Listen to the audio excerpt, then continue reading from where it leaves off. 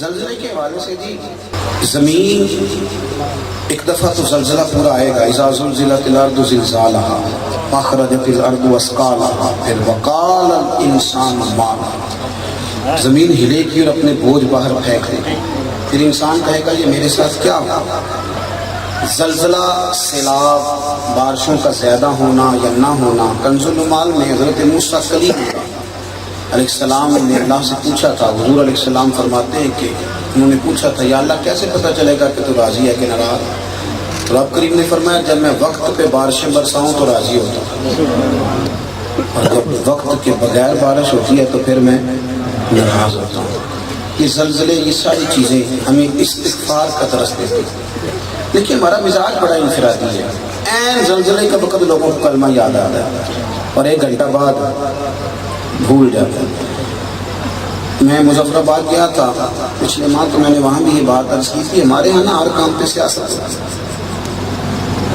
کشمیریوں کے معاملے میں ہمارا مسئلہ یہ ہے کہ میری جماعت نے بھی جلوس نکالا کہ فوٹو کھینچ لو اور اس کو فٹافٹ اپلوڈ کر دو، پھر میری کسی جماعت نے نکالا اور دوسری نے بھی نکالا، اس پتے کو کھیلا جائے گا۔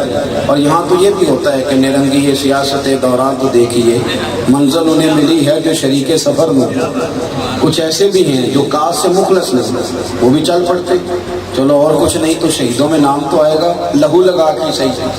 کسی طریقے سے جب زلزلے آئیں تو کثرت استغفار کی ضرورت ہوتی ہے۔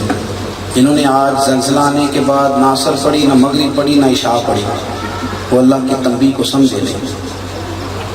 اللہ کی، میں ابھی اپنے دوستوں سے کہہ رہا تھا بڑے بہادر لوگ ہیں، میں تو اس دن ساتھ میں عشاء کے بعد جلدی سونے کی کوشش کرتا ہوں تاکہ فجر پڑھی جا سکے۔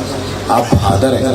اس مجمع نے اگر آج فجر نہ پڑھی تو ایک تو اس نے زلزلے کا مقصد بھی نہیں سمجھا اور اس نے اس محفل کو بھی ضائع کیا۔ گھر والے کہہ دیتے ہیں، گھر والے بول دیتے ہیں یہ سیکھ کے آئے ہو محفل سے، سوئے ہوئے ہو، یہ مولانا نے آج تمہیں بتلایا۔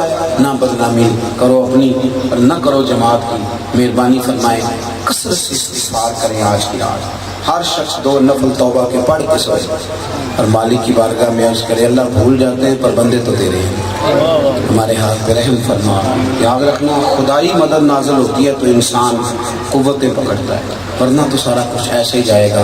دعا ہے اللہ میرے اس وطن کو آباد رکھے، اللہ آپ سب کو برکتیں دے۔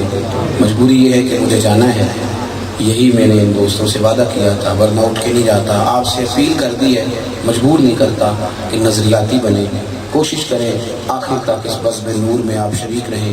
اللہ تعالیٰ آپ کو ہمیشہ باد و شاد فرمائے۔ آخر دعوانا